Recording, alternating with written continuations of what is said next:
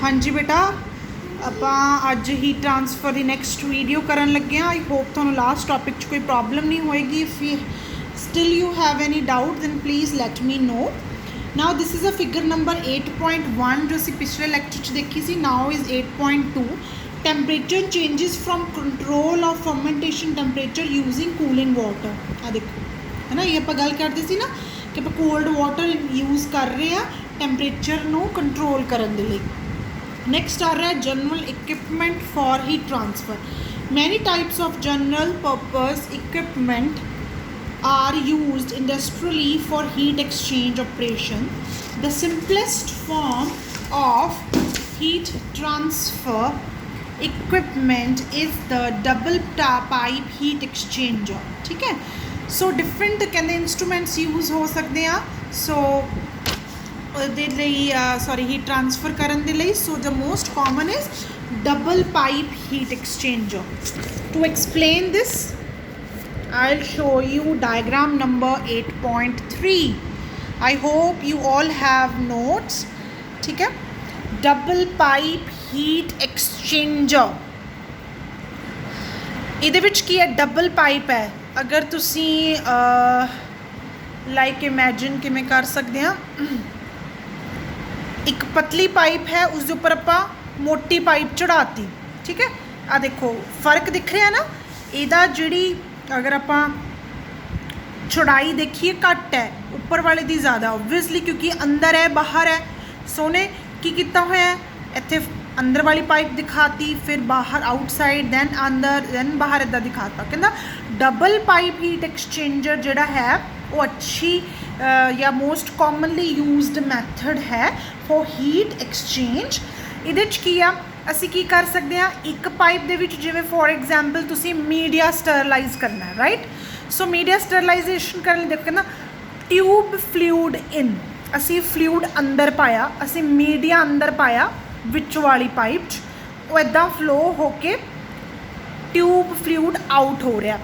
इत्थे आ गया next fluid in and hear is fluid out. इहदे च की होया, ਇਹ वाली पाइप च असीं फॉर एग्जाम्पल मीडिया पा रहे हैं जिसनों असीं स्टरलाइज करना है। इत्थों असीं पा रहे हैं वाटर, हॉट वाटर, जिस दे नाल असीं मीडिया नूं स्टरलाइज करना है। तां की होऊगा, दोनों पाइप्स दे विच जिहड़ा पाइप्स का जिहड़ा सरफेस एरिया है, फॉर एग्जाम्पल जिस मैटल दियां बनियां हैं जो आउटर कवरिंग है, उस दे थ्रू हीट ट्रांसफर होएगी। जो मीडिया कुछ टाइम के लिए हॉट टैंपरेचर के कॉन्टैक्ट जाऊगा, दैन उस जिन्ने भी अनवांटेड माइक्रो ऑर्गेनिजम्स हैं वो खत्म हो जाएंगे।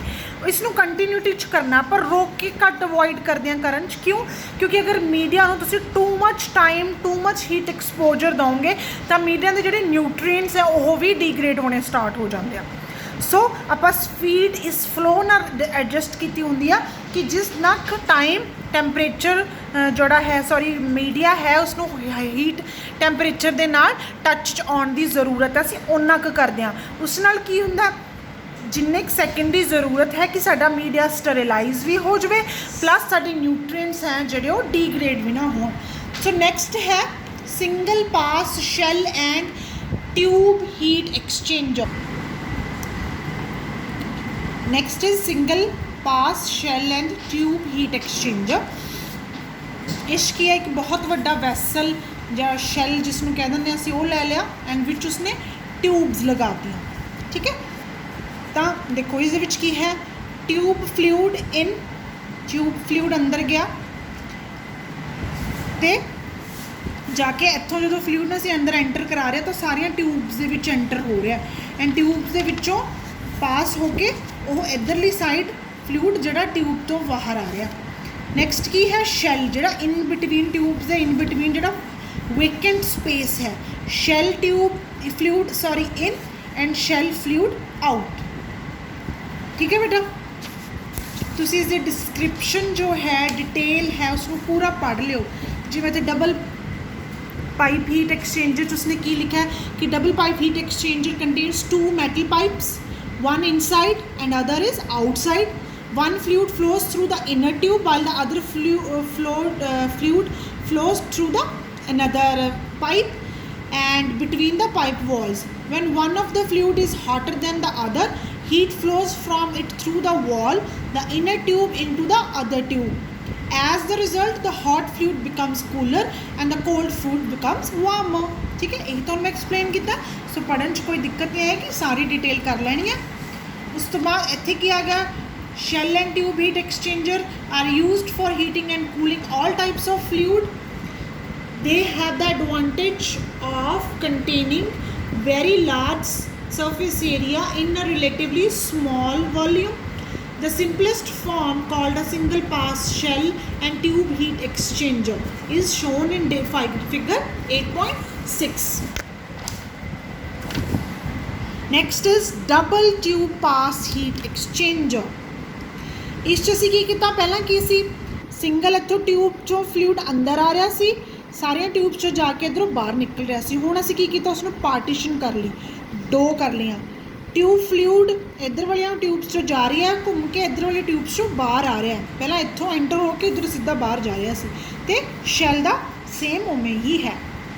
दैन वो कह रहा है कि mechanism of heat transfer, three main reasons होंदे हैं जिस दे बेसिस ते जिहड़ा है मैकेनिज्म हुंदा है हीट ट्रांसफर दा. या तो कंडक्शन के थ्रू हीट ट्रांसफर हो सकती है. एक ही कह रहा है कि conduction, heat conduction occurs by transfer of vibrational energy between molecules और मूवमेंट ऑफ फ्री इलेक्ट्रॉन्स. ठीक है, conduction is particularly important with metals and occur without observable movement of matter. कि फर्स्ट है वाइब्रेशनल एनर्जी करके conduction हो रही है, जिस करके हीट ट्रांसफर हो रहा है. नेक्स्ट कन्वेंशन हो सकता है. Convection requires movement on a macroscopic scale. It is therefore confined to gases and liquids. Natural convection occurs when temperature gradient in the system generate localized density difference which results in flow current. In forced convection, flow current are set in motion by external agent such as stirrer or pump and are independent of density gradient. Yeah, radiations. Energy is radiant from all material in the form of waves. When this radiation is absorbed by matter, it appears as heat. ठीक है, सो ये 3 reasons हो सकते हैं जिस करके थोड़ी जी है हीट ट्रांसफर हो रही है from one place to another. Now with the help of conduction we will calculate heat transfer coefficient, जिवें असी मास ट्रांसफर कोफिशिएंट कीता सी. Why we are studying about these mathematical equations, the main reason behind it, whenever we are going through a fermentation either in a lab or at an industrial scale, it's really important to control all the probes. It's really important to control, or we can say it's really important to जिवें fermenter है तो fermentation जी process है, it's really important कि वो proper flow दे विच चले and उस कोई error ना आवे. प्रोब्स की होंदियां कि जिवें हुण फर्मेंटेशन चल रही है, असीं उस एरिएशन का फ्लो भी देखना है कि माइक्रो ऑर्गेनिजम्स नूं किस लैवल तक एयर चाहिए है, टैंपरेचर की चाहिए, फिर उस टैंपरेचर नूं भी कंट्रोल करना है, pH, a lot of physical and chemical variables are there. To control these physical and chemical variables, there are some probes. ठीक है, so to calculate, असीं उसनूं कैलकुलेट भी तो करना है. कैलकुलेशन अगर होएगी then we will आसान सानूं पता चलूगा ना कि there is some problem in system दे विच कुछ प्रॉब्लम है, तां सानूं पता चलूगा, राइट. सो मास ट्रांसफर कोफिशिएंट असी करिया, फिर उस तो मैथमेटिकल न्यूमेरिकल सॉल्व करके तुसी फर्दर चेक कर सकते हो मास फ्लो कितना हो रहा, अननोन सैंपल चेक कर सकते हो. Same with heat transfer. So now onwards your mathematical expression will start with the help of Fourier's law. We will discuss this mathematical equation in our next video.